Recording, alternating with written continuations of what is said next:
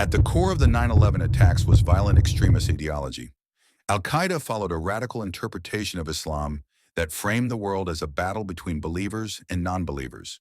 The group believed that violence against civilians was justified to achieve what they saw as a religious duty. Osama bin Laden portrayed the United States as an enemy of Islam and claimed that attacking American targets was a form of defensive jihad. This ideology rejected peaceful coexistence and legitimized mass violence as a tool for change. One of the most frequently cited motives was the presence of U.S. military forces in Saudi Arabia, home to Islam's two holiest cities, Mecca and Medina. After the 1991 Gulf War, American troops remained stationed in the region. Bin Laden viewed this presence as a humiliation and an occupation of sacred land. He used it as a rallying point to recruit followers and justify attacks against American interests. The attacks were designed to be spectacular and symbolic.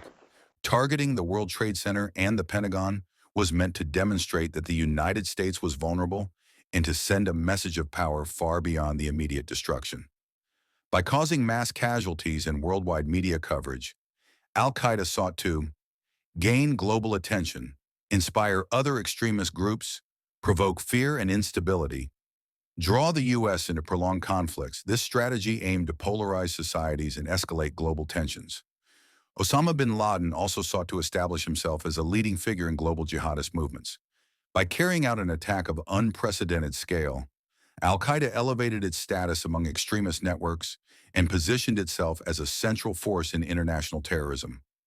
The September 11th attacks were driven by a complex mix of extremist ideology, political grievances, strategic calculation, and personal ambition. While the attackers framed their actions as justified retaliation, the deliberate targeting of civilians revealed the moral bankruptcy of their cause.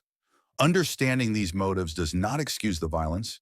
Instead, it helps societies recognize how extremist narratives form, how terrorism exploits grievances, and why addressing radicalization, misinformation, and political instability remains critical to preventing future attacks.